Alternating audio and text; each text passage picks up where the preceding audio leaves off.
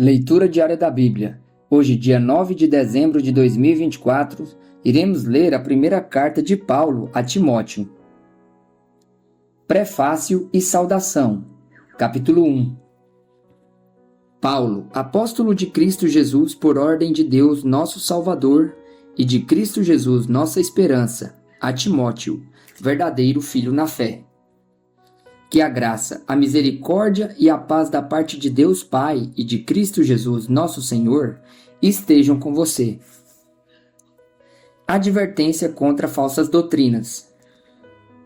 Quando eu estava de viagem rumo à Macedônia, pedi a você que ainda permanecesse em Éfeso para admoestar certas pessoas, a fim de que não ensinem outra doutrina, nem se ocupem com fábulas e genealogias sem fim.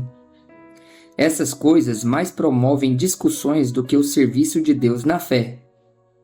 O objetivo desta admoestação é o amor que procede de um coração puro, de uma boa consciência e de uma fé sem hipocrisia.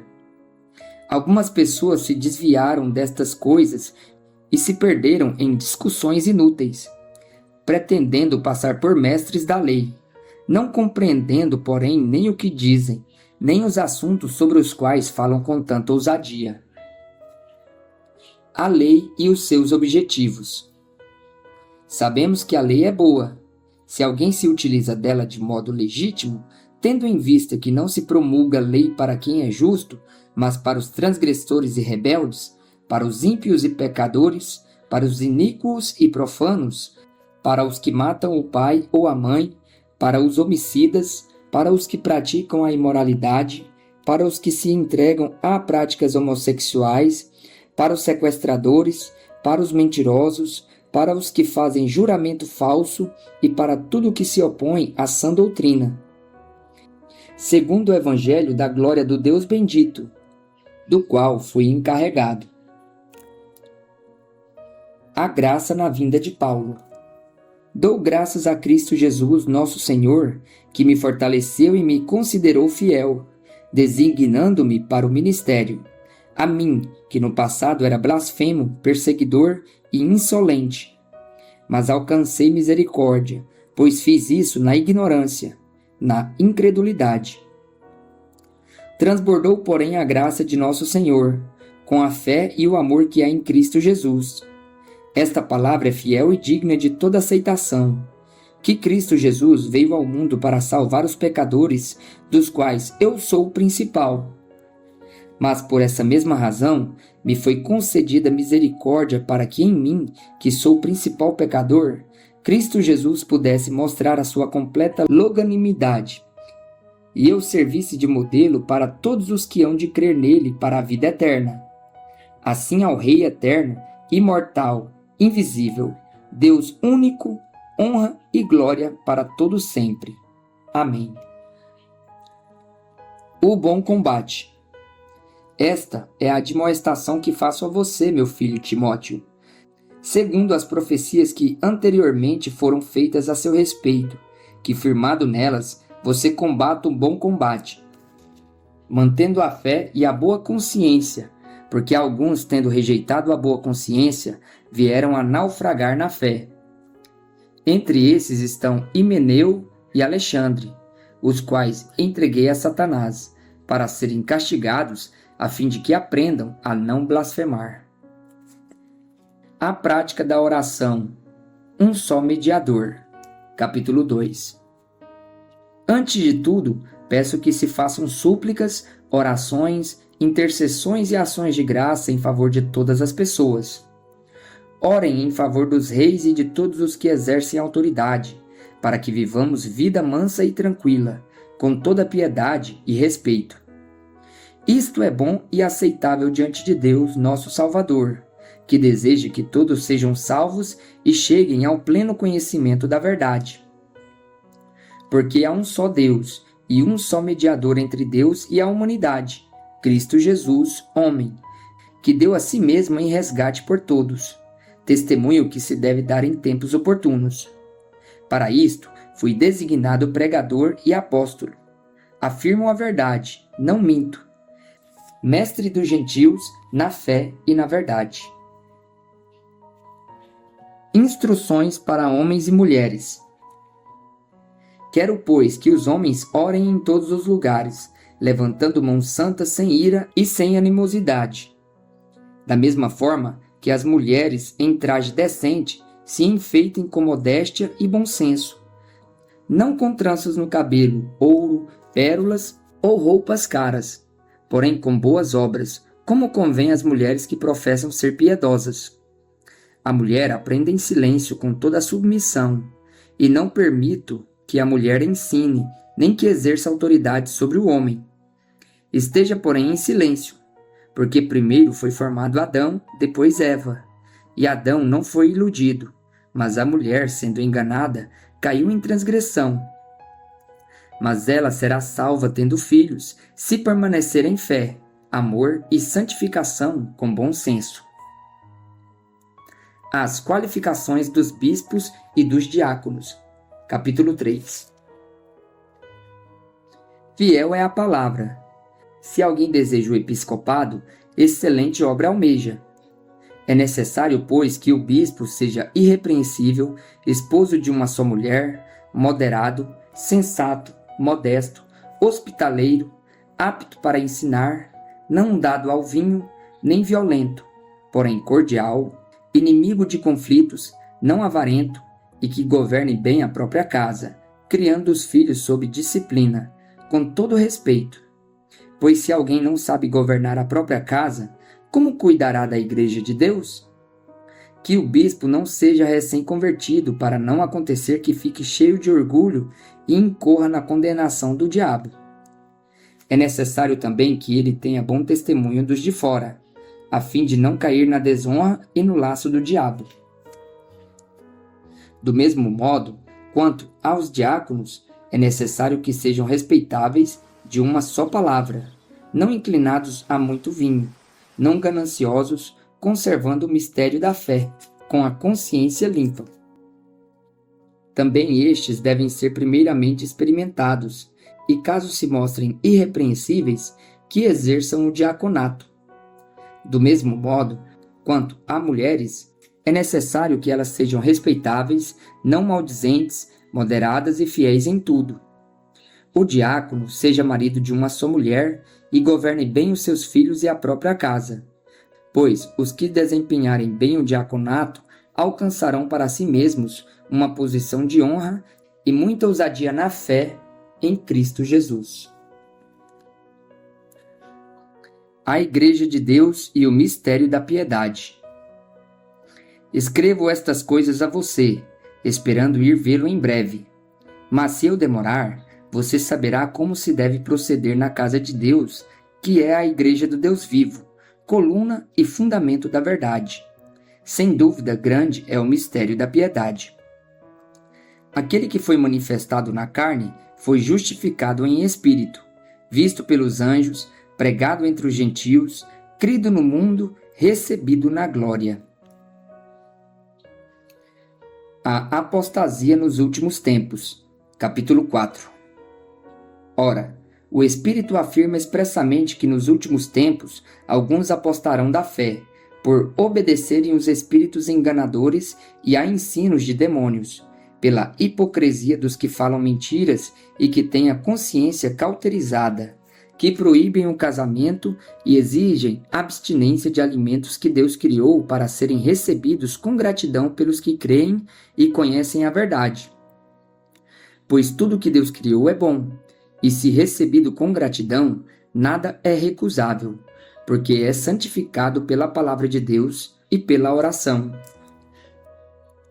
Exortação à fidelidade no ministério. Expondo estas coisas aos irmãos, você será um bom ministro de Cristo Jesus, alimentado com as palavras da fé e da boa doutrina que você tem seguido. Mas rejeite as fábulas profanas e de velhas caducas.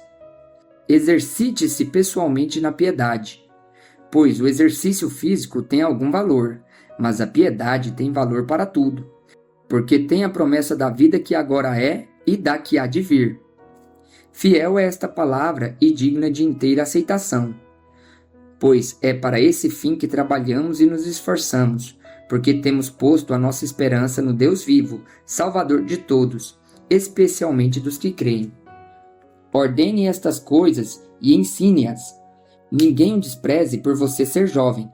Pelo contrário, seja um exemplo para os fiéis, na palavra, na conduta, no amor, na fé, na pureza, até a minha chegada. Dedique-se à leitura pública das Escrituras, à exortação ao ensino. Não seja negligente para com o dom que você recebeu, o qual lhe foi dado mediante profecia, com a imposição das mãos do presbítero. Medite estas coisas e dedique-se a elas, para que o seu progresso seja visto por todos. Cuide de você mesmo e da doutrina. Continue nestes deveres, porque fazendo assim, você salvará tanto a si mesmo como aos que o ouvem. Como tratar os que creem? Capítulo 5. Não repreenda um homem mais velho. Pelo contrário, exorte-o como você faria com o seu pai. Trate os mais jovens como irmãos, as mulheres mais velhas como mães e as mães jovens como irmãs com toda a pureza. As viúvas. Honre as viúvas que não têm ninguém para cuidar delas. Mas se alguma viúva tem filhos ou netos, que estes aprendam primeiro a exercer piedade com a própria casa e a recompensar os seus pais, pois isto é aceitável diante de Deus. Aquela que é viúva de fato e não tem ninguém para cuidar dela, espera um Deus e persevera em súplicas e orações noite e dia. Entretanto, a que se entrega aos prazeres, mesmo viva, está morta. Ordene estas coisas para que sejam irrepreensíveis. Se alguém não tem cuidado dos seus, e especialmente dos da própria casa, esse negou a fé e é pior do que o descrente. Somente poderá ser incluída na lista de viúvas aquela que tiver mais de 60 anos, que tiver sido esposa de um só marido e que seja recomendada pelo testemunho de boas obras. Se criou filhos, se exercitou hospitalidade, se lavou os pés dos santos, se socorreu os atribulados, se viveu na prática zelosa de todo tipo de boa obra. Mas não inclua na lista viúvas mais novas, porque quando seus desejos fazem com que se afastem de Cristo, querem casar, tornando-se condenáveis por anularem o seu primeiro compromisso. Além do mais, elas aprendem também a viver ociosas, andando de casa em casa. E não somente ficam ociosas, mas ainda se tornam fofoqueiras e intrometidas, falando o que não devem. Por isso, quero que as viúvas mais novas casem, criem filhos, sejam boas donas de casa e não deem ao adversário motivo algum para falar mal de nós, pois algumas já se desviaram, seguindo Satanás. Se alguma mulher crente tem viúvas em sua família, socorra-as, para que a igreja não fique sobrecarregada e possa socorrer as viúvas que não têm ninguém. Os presbíteros. Devem ser considerados merecedores de pagamento em dobro os presbíteros que presidem bem, especialmente os que se esforçam na pregação da palavra e no ensino. Pois a Escritura declara: não amordace o boi quando ele pisa o trigo. E ainda, o trabalhador é digno do seu salário. Não aceite denúncia contra presbítero, a não ser exclusivamente sob o depoimento de 2 ou 3 testemunhas. Vários conselhos. Quanto aos que vivem no pecado, repreendam-os na presença de todos, para que também os demais temam. Diante de Deus, de Cristo Jesus e dos anjos eleitos, peço com insistência que você guarde estes conselhos sem discriminação, nada fazendo com espírito de parcialidade. Não tenha pressa para impor as mãos sobre alguém. Não seja cúmplice dos pecados dos outros. Conserve-se puro. Não beba somente água, beba também um pouco de vinho, por causa do seu estômago e das suas frequentes enfermidades. Os pecados de alguns são notórios, mesmo antes do juízo, mas os de outros só se manifestam mais tarde. Do mesmo modo também as boas obras se evidenciam, e aquelas que ainda não são manifestas não poderão ficar escondidas. Os senhores e os servos. Capítulo 6. Todos os servos que estão debaixo de jugo considerem dignos de toda honra o próprio Senhor, para que o nome de Deus e a doutrina não sejam difamados. Também, os que têm senhor crente não o tratem com desrespeito, porque é irmão. Pelo contrário, trabalhem ainda mais, pois ele que partilha do seu bom serviço é crente e amado. Ensine e recomende estas coisas. Os falsos mestres e os perigos da riqueza. Se alguém ensina outra doutrina e não concorda com as sãs palavras de nosso Senhor Jesus Cristo e com o ensino segundo a piedade, esse é orgulhoso e não entende nada, mas tem um desejo doentio por discussões e brigas a respeito de palavras. É daí que nascem a inveja, a provocação, as difamações, as suspeitas malignas e as polêmicas sem fim da parte de pessoas cuja mente é pervertida e que estão privadas da verdade, supondo que a piedade é fonte de lucro. De fato, grande fonte de lucro é a piedade com o contentamento. Porque nada trouxemos para o mundo, nem coisa alguma poderemos levar dele. Tendo sustento e com que nos vestir, estejamos contentes. Mas os que querem ficar ricos caem em tentação, em armadilhas e em muitos desejos insensatos e nocivos, que levam as pessoas a se afundar na ruína e na perdição. Porque o amor ao dinheiro é a raiz de todos os males, e alguns nessa cobiça se desviaram da fé e atormentaram a si mesmos com muitas dores. O bom combate da fé. Mas você, homem de Deus, fuja de tudo isso. Siga a justiça e a piedade, a fé, o amor, a perseverança, a mansidão. Combata o bom combate da fé. Tome posse da vida eterna para a qual você também foi chamado e da qual fez a boa confissão diante de muitas testemunhas. Diante de Deus, que preserva a vida de todas as coisas, e diante de Jesus Cristo, que na presença de Pôncio Pilatos fez a boa confissão.